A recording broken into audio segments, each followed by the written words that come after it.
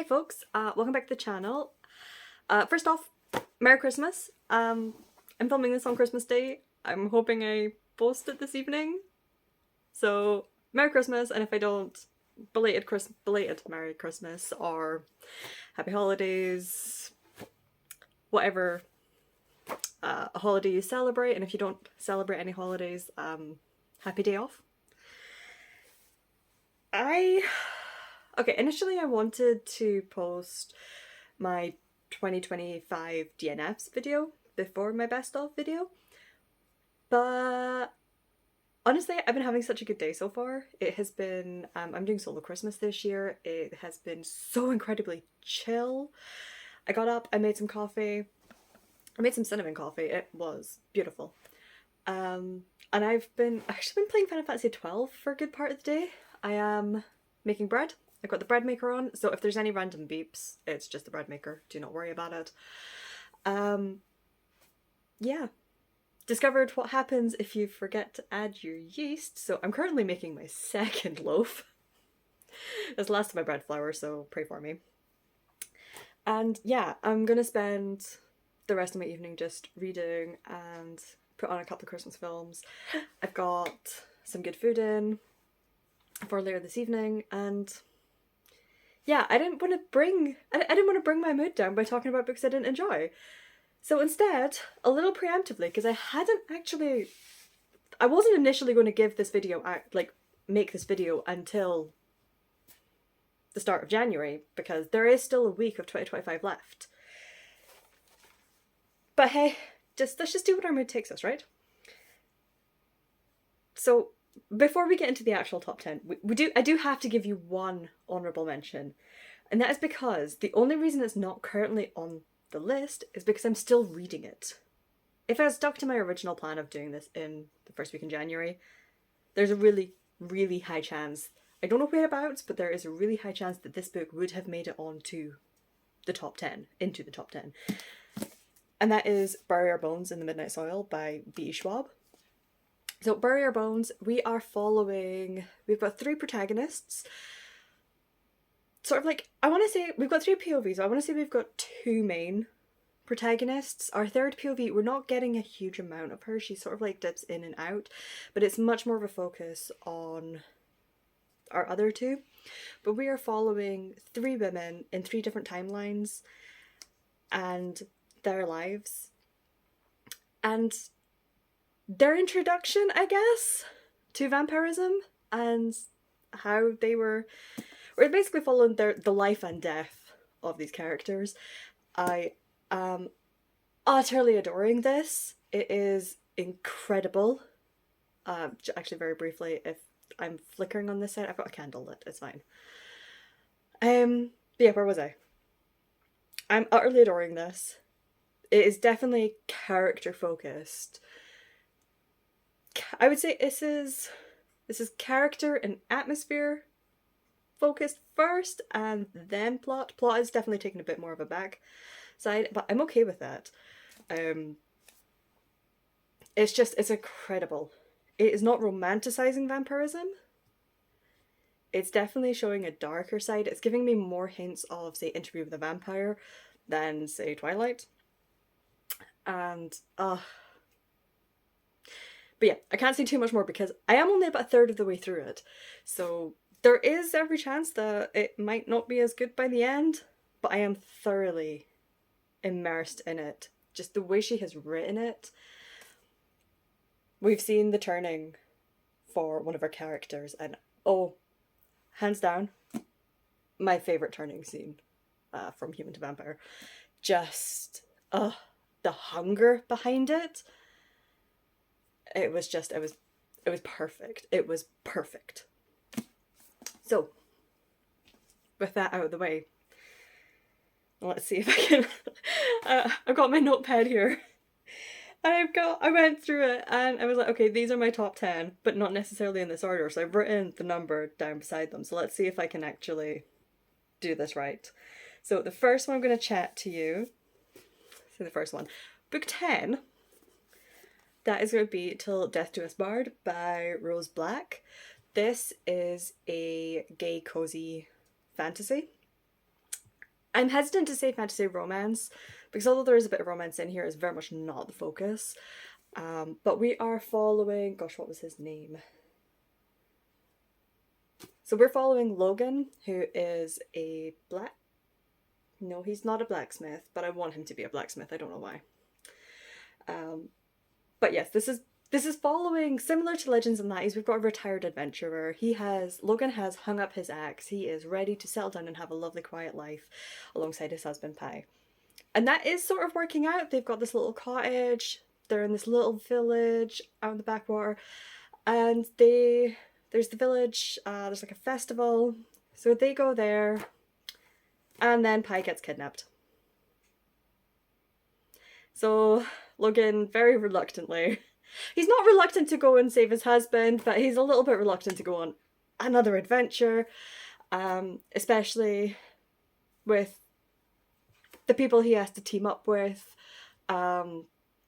I won't give too many spoilers away, but we've got sort of like our hag witch character and a ghost who, a literal ghost from Logan's past. The banter is incredible. The character dynamics are absolutely wonderful. It is definitely on the cozy side, but it's on the, I would say this is more along the same lines as, if you were compared to the Legends and Lies universe, this is more along the lines of his newest, Travis Baldry's newest one, Brigands and Bread Knives. I had to think there for a minute. I only read it a few weeks ago. But it is just absolutely wonderful. How many times am I going to use the word wonderful in this video? I do wonder. So, okay, do you know how I just said to you guys, let's hope I give you guys this list in order? I already put the books in order. Oh wow.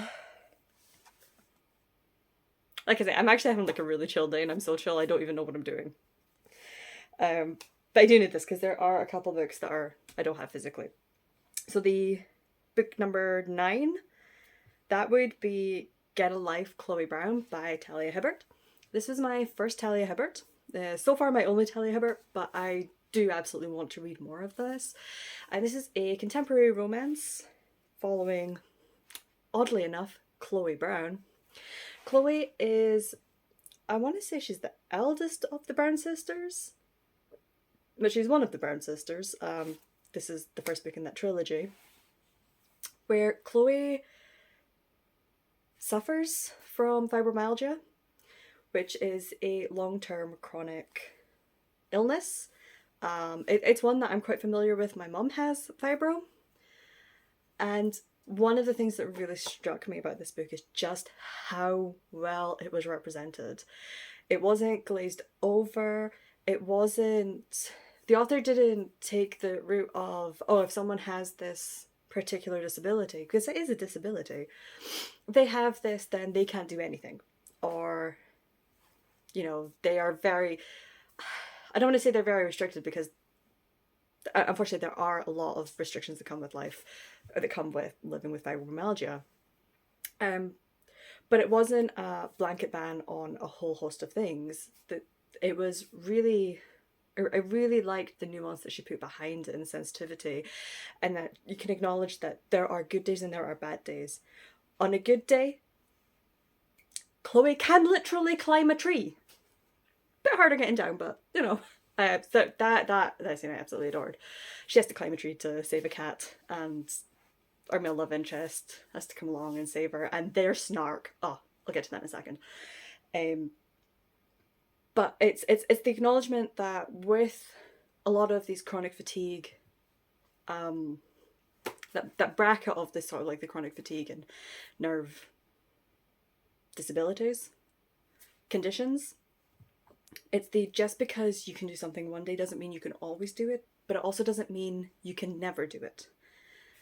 And it's knowing that when you do certain things, if you expand a certain amount of energy, you're potentially going to suffer for it the next day. So there is that sort of like, I don't know, I really like the way that you could tell she understood the illness, and the balance isn't, it just, as someone who is not suffering it herself, I'm probably describing this really, really badly. But as far as my awareness of it, the representation in this was excellent.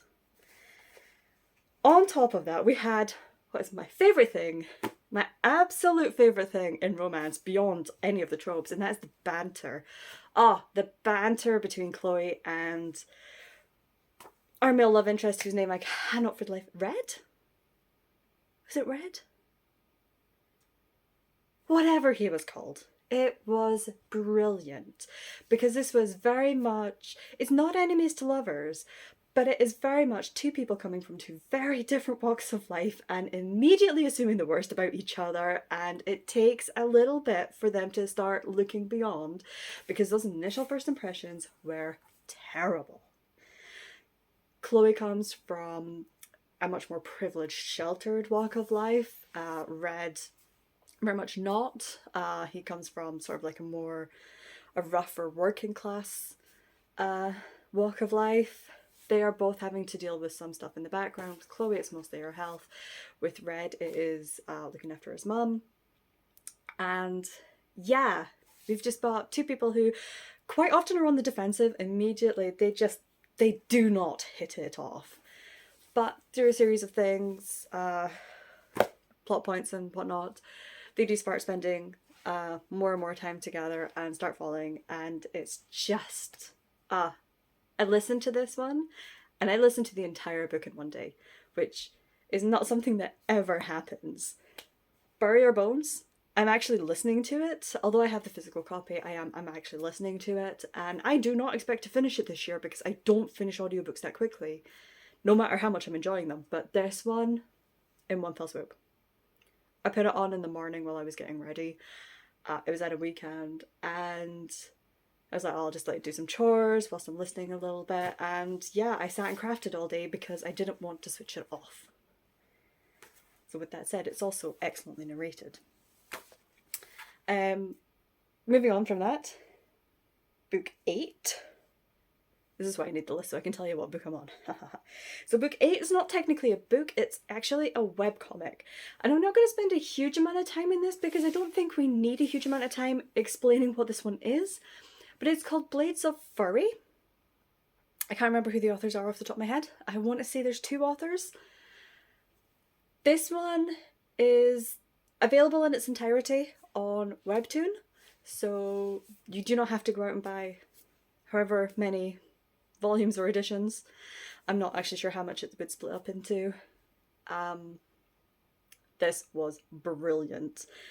Genuinely, this was just such a joy and a pleasure to read. It actually had me up quite late a couple of nights in a row because I just did not want to put it down. I did not want to switch my phone off. I basically read it all on my phone. I did not want to switch my phone off or get ready for bed because I was enjoying this way too much and I just had so much fun. So much fun. But what's it about? It's basically Yuri on Ice, but with furries. Except instead of just ice skating, it's battle dance. I can't remember what they called it, but it's basically ice skating. Like figure skating meets fighting, martial arts, sparring. So they are both dancing and doing all like the technical, like the jumps and all the spins and elements and things on the ice, but they're also fighting on the ice. And it shouldn't work. And when I first read the description, I was like, I'm sorry, what? And I read the first couple of chapters just to be like, what the heck is this? And within a couple of chapters, that was me. I was hooked. So, yeah. Blades of Fury. I don't know what to say. I don't know what else to say. I shouldn't need to say anything else. If you're watching this channel and your tastes align with mine in any way, go read this. Just go check this out. Especially because it won't cost you anything. It's all entirely free on Webtoon. So, moving on to book 7. this is what I kind of hummed and hawed about, because how I felt about this book has, it started off really strong and then it dipped a little bit and then it just kind of like slowly made its way back up. So initial reading, I had an absolutely incredible time. I devoured this. It was one of my anticipated reads of this year. It's my first time reading this. Often I just showed you it. It's Blood Over Brighthaven.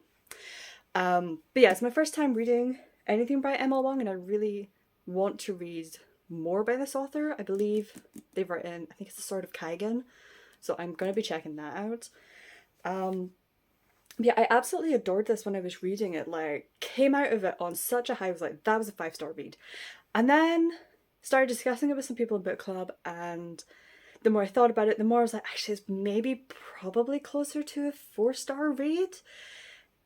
Just mostly due to execution. Some bits just...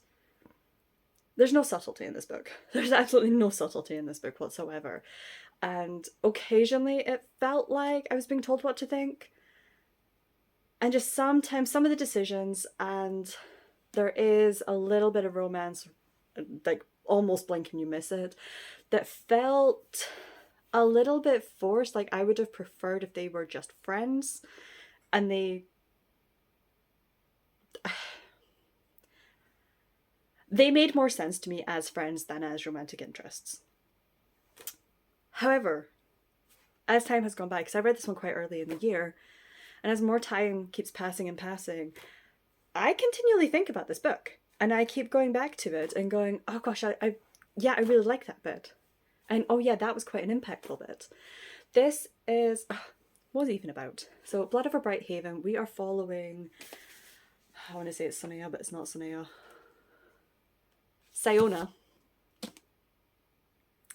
I will explain in a minute why I keep thinking it's Sunaya. But we're following Sayona, who is the first woman to make it into the specific level of the Magic University.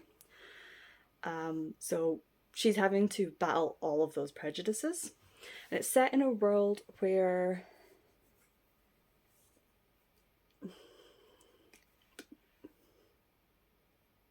how do I explain this without giving too much away? So it's set in a world where there's this blight. At the moment within the city, everything is okay because there's a barrier around the city that is keeping the blight out. But anyone who lives beyond that barrier, they are all desperately trying to come into the city because that's where it's safe.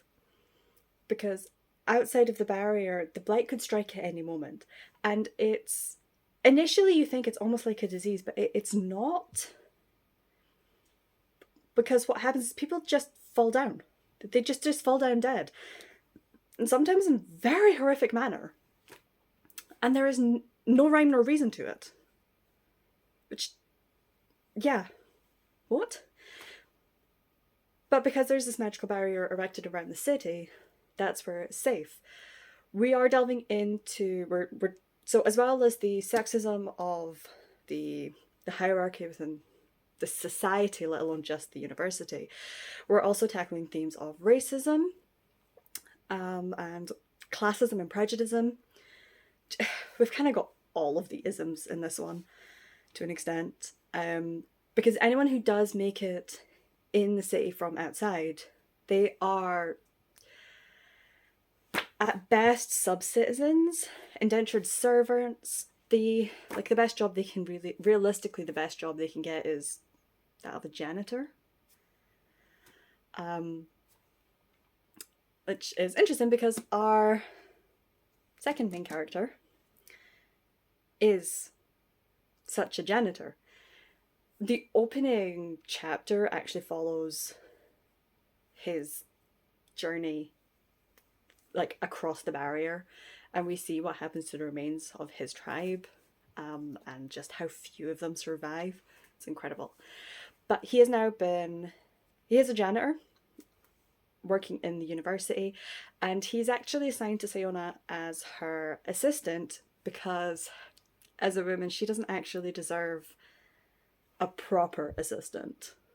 So this is an insult to both of them. And from here, they start working together and they do form what I personally think is just a really beautiful friendship.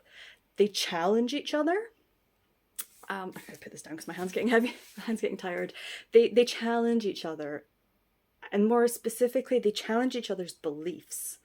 Because they both come from such very different backgrounds, they both come with firm beliefs and they've never really had to question them before. And suddenly they are. And what I really like is some of the philosophical conversations we get between Sayona and, oh gosh, what is his name? We all know I'm terrible with names at this point, so it's no surprise. Oh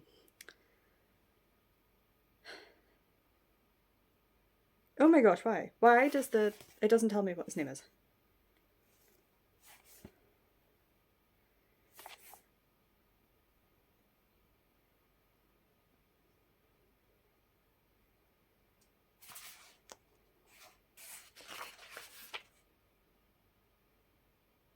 It's not Tommy. It's something similar. Thomal. Thomal.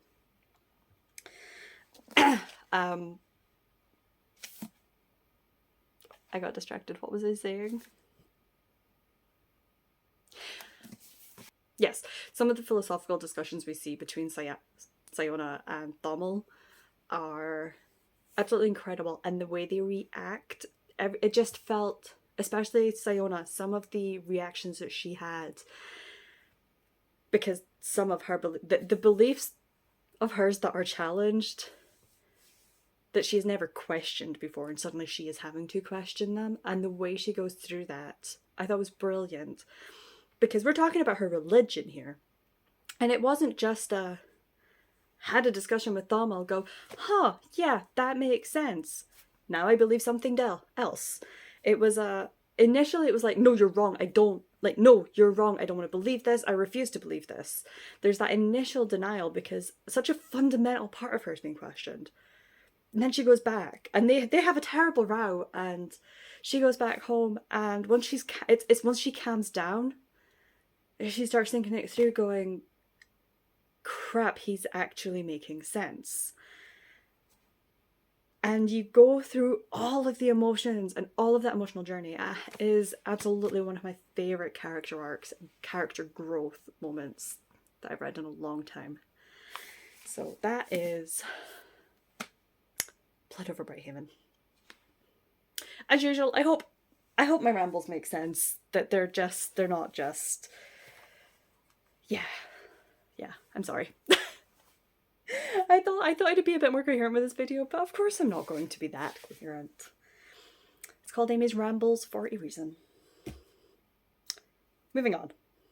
Number 6. This could not be my top 10 without featuring an Ali Hazelwood. And it could not be my top 10 of 2025 without featuring an Ali Hazelwood, because I read 9 of her books this year. I did not realise I had that much of her backlist to read, but I did. I read Check and Mate, which I read in my first 24 hours vlog that I did, my cumulative 24 hours vlog, which was, at that point, the only backlist novel I had. But earlier this year, I also read all of her novellas. She's had a couple of short stories out, and she's had a couple of novels out. 3 novels published this year, so this has been the year of Ali Hazelwood. So I was like, I have to pick one of them, because the novellas I tend to give 4 stars, but I have yet to give an Ali Hazelwood novel less than 5 stars, like a full-length novel less than 5 stars. So what did we go with? And I kind of had to. It was like, oh yeah, Deep End and Mate were both brilliant, but there was just something about Problematic Summer Romance. I think, I don't know, there was just, it was great. Once again, the banter between Maya and Connor. I think of me reading the back to remember the names of my favourite books. The characters in my favourite books. I remember at least the actual book title, I think. But yeah, the banter between those two, the setup. So This is a direct sequel to Not in Love, which followed Maya's elder brother. So, naturally, Maya is the younger half-sister, I think, of the male of interest in Not in Love. That's not a super important detail, though. The whole gang, everyone is in Italy for her brother's wedding. And this is the first time Maya has seen everyone in quite some time, because she's actually been in Scotland studying and getting a job and everything. So this is her first time seeing everyone. In particular, it's the first time she's seen Connor in a couple of years, because they actually, at one point, they were really good friends. She would almost class him as her best friend, and then they had a major falling out. Initially, we don't know what that is, but what we do see is the book it's at partially present timeline, partially in the past, where we get the frequent flashbacks, and we see how their relationship and their friendship sparked off and grew and developed in the past, and finally find out what happens. But we also see them coming together again and realizing that they have grown up. You know, they're not entirely the same people they were a couple of years ago, and it was beautifully done. It was lovely. It was wonderful. Of course it was. It's an Ali Hazelwood. She can make me read anything. Oh, this is also an age gap romance. Eli is like 20 years.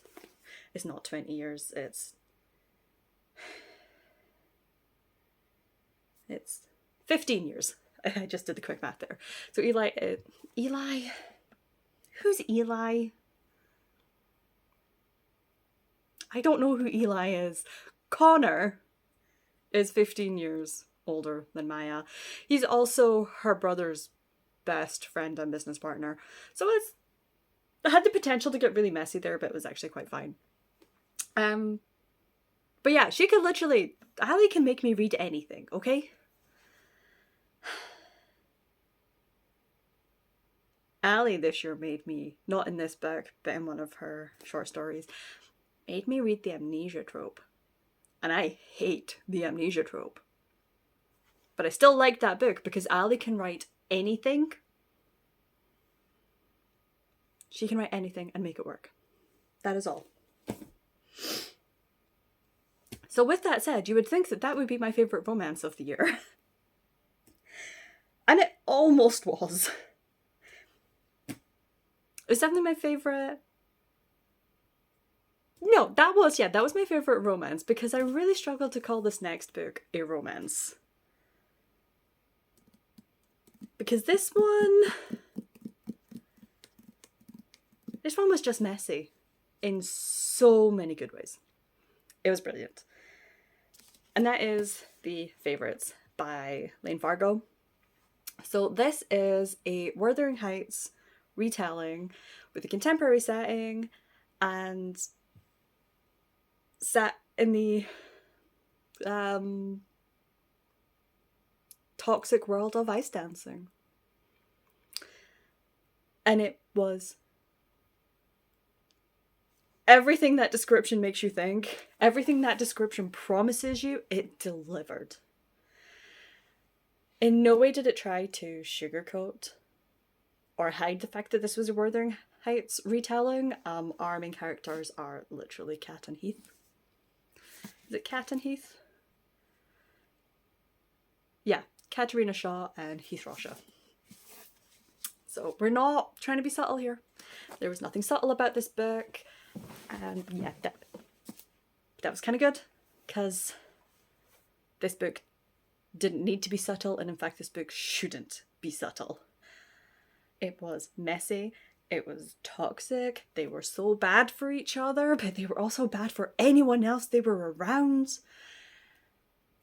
I ate this up. Add to the fact that it was all set around figure skating, and we know I love figure skating, and Lane Fargo obviously did her research. It worked so incredibly well. And then finally it was also told mixed media. So we would have like the prose from our chapter, telling us a story, telling us what's going on. But then in between each chapters, we would have almost like script, where it was these takeouts where throughout the journey, throughout the book, what we're actually seeing is there's a documentary being made about Cat and Heath and their entire career and their lives and their career. So we're getting snips and bits, like snippets of that documentary where we're talking to pretty much everyone except them. I think occasionally we talk to Cat, but it's everyone, we're seeing everyone else's POVs and like little takes on it, and it worked so incredibly well. Like this is what I would point people to if they wanted that sort of mixed media. I just think it was done so incredibly well here. But yeah, it was like I say, it was toxic, it was messy, it was intoxicating, it was gripping. And they were so messed up, and they are not likable characters. If you want to read about unlikable characters, but you're still kind of low-key rooting for, and you're like, I probably shouldn't be, but I do kind of want you to win, and I'm questioning myself about that now. Just perfect. It was beautiful. It was great. So much fun reading this one. Moving on. Is that one? Yes, that's... Ah, okay. I was very confused. I was like, there's still 4 books, but there's only 3 on my pile. I understand. Don't worry. We got this. I got this. But moving on, our next one, it is A Darker Shade of Magic by V.E. Schwab. This is the first book in the Shades of Magic. Is that what it's called? I think it's just the Shades of Magic trilogy. This is set in a universe where we have 4 parallel worlds.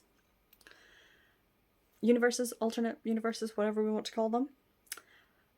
That they all overlap in London.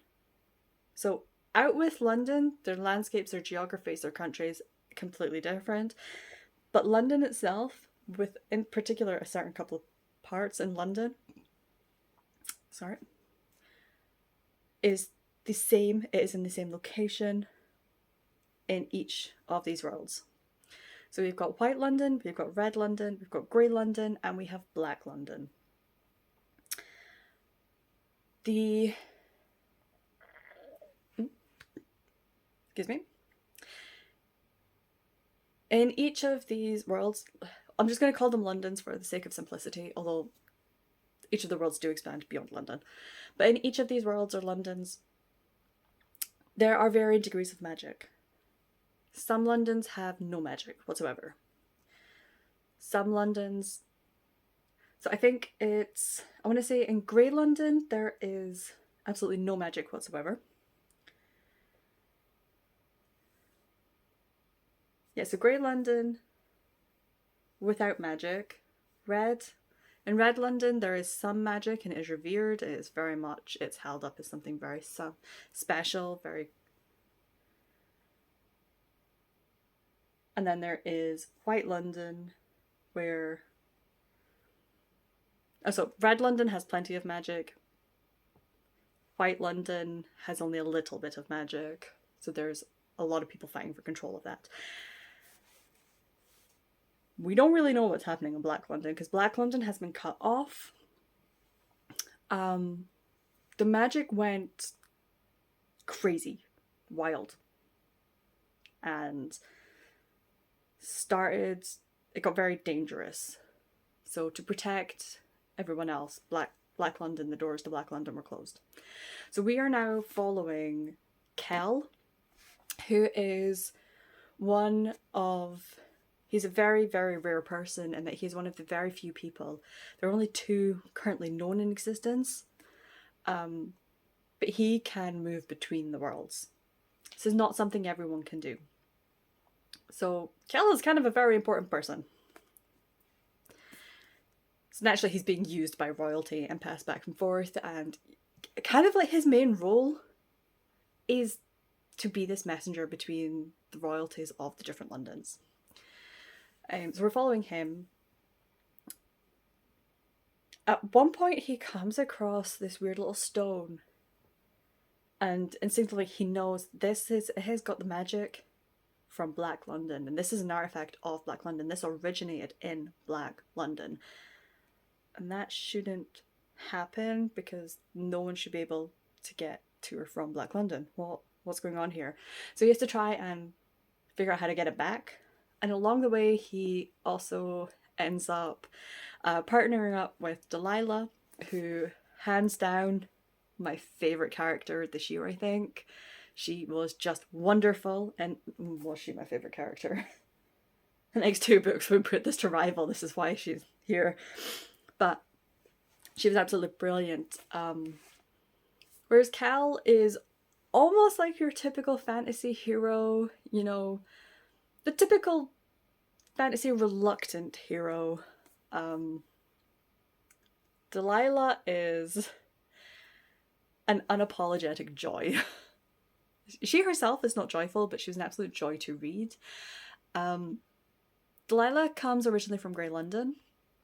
She was, like, hands down, although the world building in this book was incredible, the plot had a very strong plot, I thought. Honestly, this book was an all-rounder because it had the plot, it had the world building, it had the atmosphere, and it had the characters. But for me, it was the character work that really, really shone, particularly Delilah. Because she is, like I said, she's come from Grey London. She has come from the roughest of rough areas. It's almost, Grey London, it's almost like a Victorian-esque setting. And she has come from, like, the poverty line, the poverty line, the slums. That's the word I was looking for. I almost wanted to say scum, but she is not scum. It's a similar sounding word. Slums. She's basically come from the slums. And is almost like an Artful Dodger type character. The thing is, she's very unapologetically herself, and she knows that in order to gain anything in life, she is going to have to take some risks, and she is more than willing to take those risks. At one point, fairly early on, after she's gotten the jump on Cal a couple of times, she demands, not quite demands, but she kind of barters her way and makes this deal with him that he can't really say no to, about taking her back with him. Cal has never taken another person in Between Worlds before, so he's like, he really doesn't want to do this because this could be really dangerous. I don't know what's going to happen to you, he's saying to her, and he's, you know, he's really trying to emphasize is like, you could literally die. He's like, what if you die? And her response was like, loot my body, I guess. I'll be dead, I won't care. And she's not an idiot, and she makes some really clever, smart decisions, but not so much that you're like, that came out of a bit of nowhere. Like, every decision that she makes, in fact, every decision that every character in this makes, they all make sense, they all feel really natural. This was the second V.E. Schwab book I read this year. Bury Our Bones will be my third. I think between that and the fact that she's the only author on this list who's kind of made it in there twice, yeah, V.E. Schwab is well on her way to becoming a favourite author, because I have enjoyed... I'm so glad I've come back and given her more of a chance. Because before this year, I'd read 2 of her books, and I loved one and I hated the other. Hate is probably a strong word for it, but I was like, I really enjoyed one and I really couldn't give a toss about the other. So I'm really glad I've given her more of a chance this year. I actually read A Darker Shade of Magic for book club. And yeah, such good things coming from this. I actually immediately went out and bought the next 2 books in the trilogy. So there's a really good chance this time next year I'm going to be talking about this trilogy again. With that said, my third favourite book this year, that was I Who Have Never Known Men This is a very short little book. It is just less than 200 pages.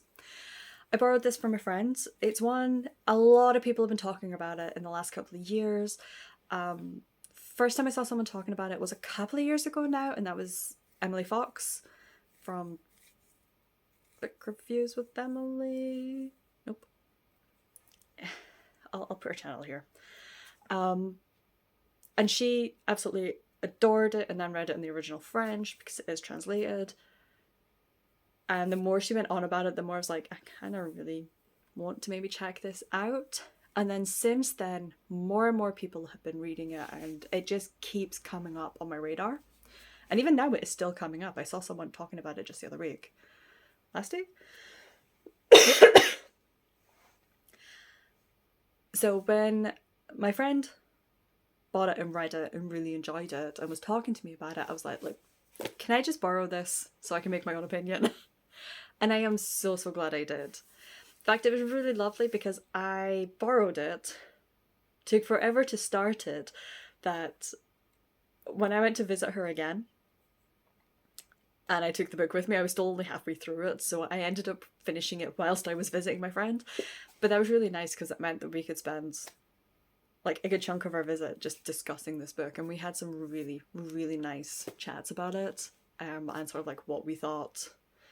Because this is definitely a book that invokes discussions. But what is it? I Have Never Known Men is set in a dystopian kind of world. And we, as a reader, don't really know anything about this world because our main character doesn't really know anything about this world.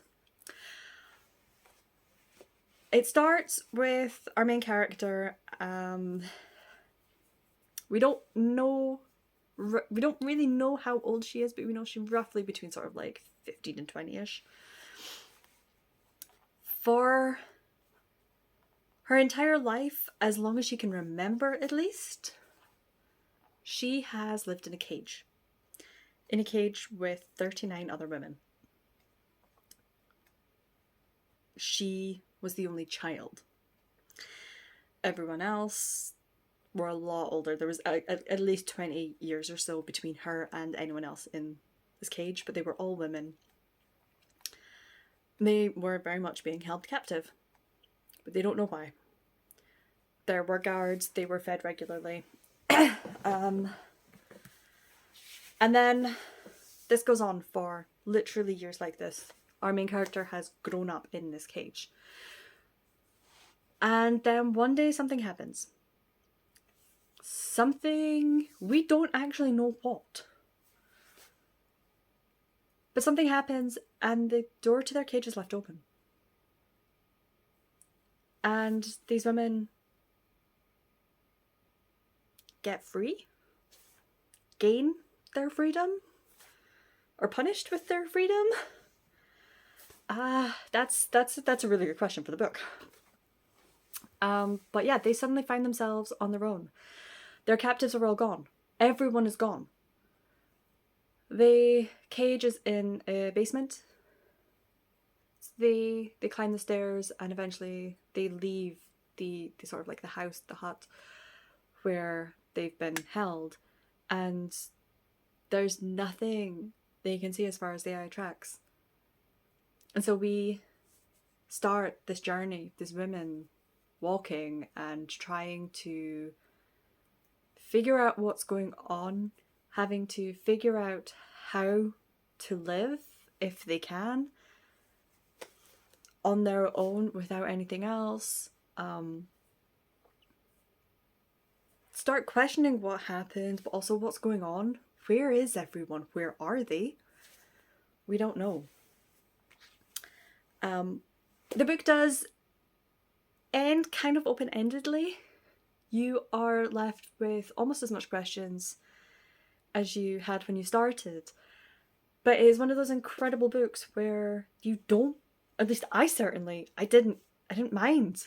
In fact, I like the fact that I had so many questions because it involved, I could say, some really good conversations. This would be if you had to come up with a suggestion for a book club book, this is an ideal book because there are so many questions. How many times can I say there are so many questions? But the thing is, because there are, you end up having conversations about so many different topics as well, because it's not just that, oh, what do I think happened here? It's there's a lot of like, what would I do in that situation? Do I even know? And could we see our world getting to that point? It's just, yeah. I don't want to say it's a proper thinky book, but this was a proper thinky book, and it was absolutely brilliant.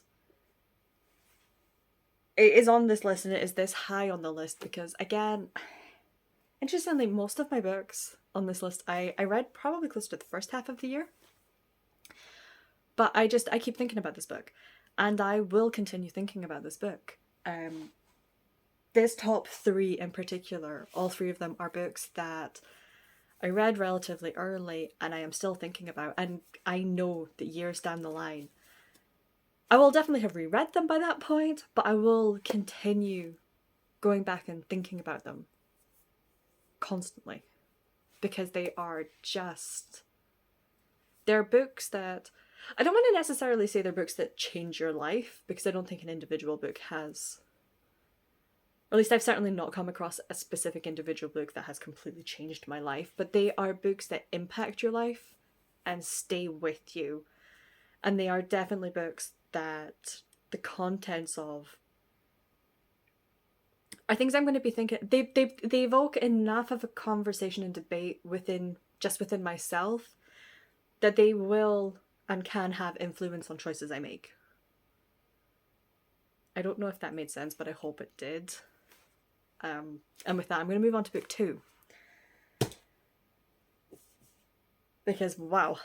Books 1 and 2, on any other day, they're constantly back and forthing. So I'm going to talk about them in this order, but know that realistically they're equal first, because, yeah.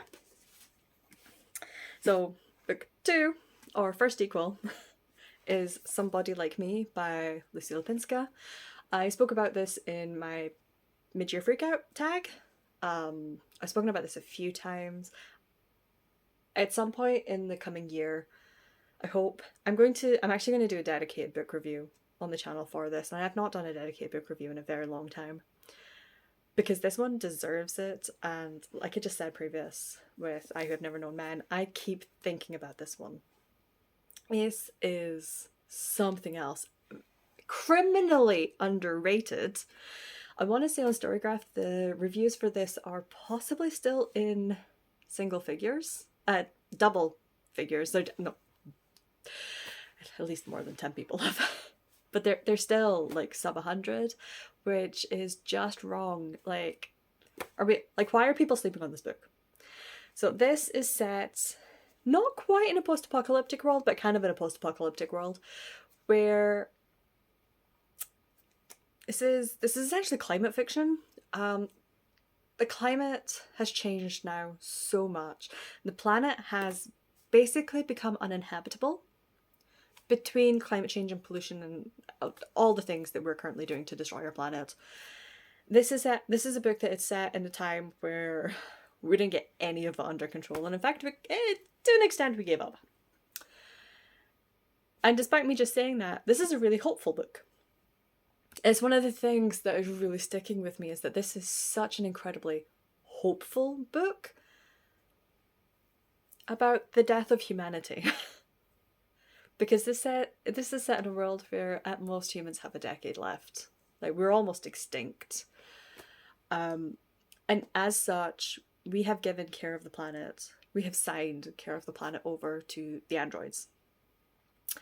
Who, at the start of the book, the androids are fully under our control. They're subservient to us. We literally own them. But they do have conscience. At the start, yeah. So where this book starts within the timeline, we have just signed the declaration that on a specific date, which is like a few weeks away, all androids gain all rights. They basically have gained their freedom. So if you have ever played, there's a game called, I think it's Become Human Detroit. Sorry. Where it is the androids fighting for their freedom. That game actually, I had to talk. I went to the book launch for this because Lucy Lipinska is actually a local author to Inverness.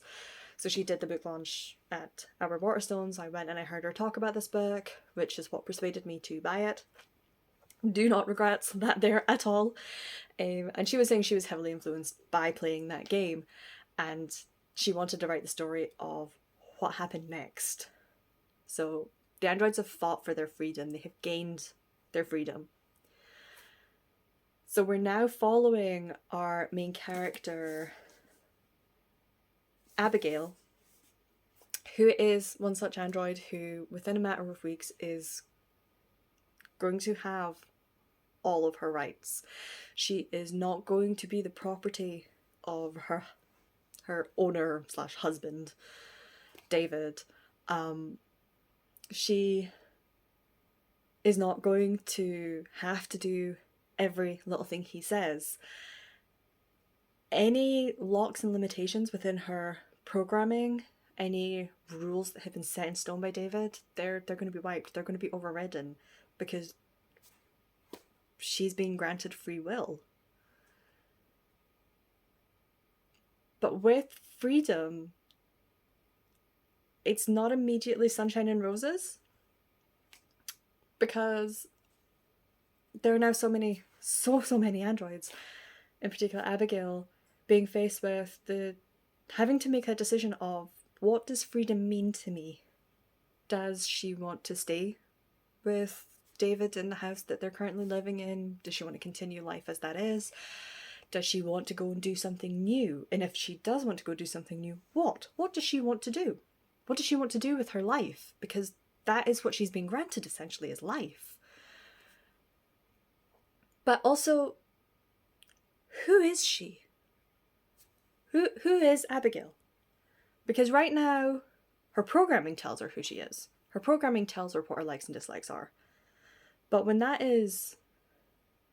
specific bits are almost reset, because there are a couple of personality traits that she has specifically because that's what David wants her to have. But now she doesn't have to have those if she doesn't want.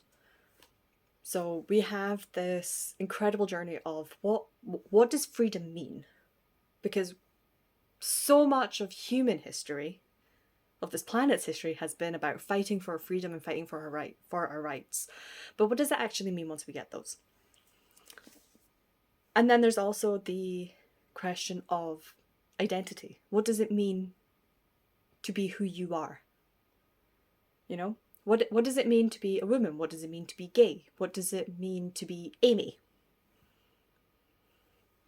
This book asks, I'm not saying it answers them, but it asks also all those questions, and it takes you on that journey and explores and has that conversation with you, but done in such a wonderful, wonderful way. On top of that, there are a couple of twists I don't want to get into because of kind of spoilers. But yeah, it's just such an incredible book, and it's really sticking with me, the fact that this is it's a really hopeful, like all throughout it, like the tone is just always very hopeful, even in some bits where there is our characters are despairing and there's some really not great stuff happening in their lives, and there's some really sad and depressing stuff, but throughout it, the overall tone of the book is hopeful. And just the fact that a book can be hopeful in the face of the elimination and the extinction of humanity is just incredible, and is going to stick with me for a very, very long time. So, yeah. If there is... Now, this is going to make me think that maybe this actually should have been number one, but that's why these two books are going to be joint number one. But if there's any book from this list that you go away going, I think I should try that one, please, please make it this one. Solely because the amount of reviews this one has compared to the amount of reviews this one has, This one does not need any more publication. It is appropriately hyped. This one is criminally underhyped. And please do yourself a favour. And do me a favour so I have someone else to talk about this. Go and pick up somebody like you. Somebody like me.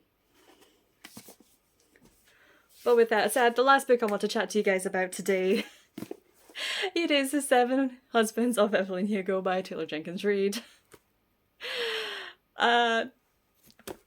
Do I even need to introduce this book? So many of us have heard about it at this point, but just in case you haven't, The Seven Husbands of Evelyn Hugo is following...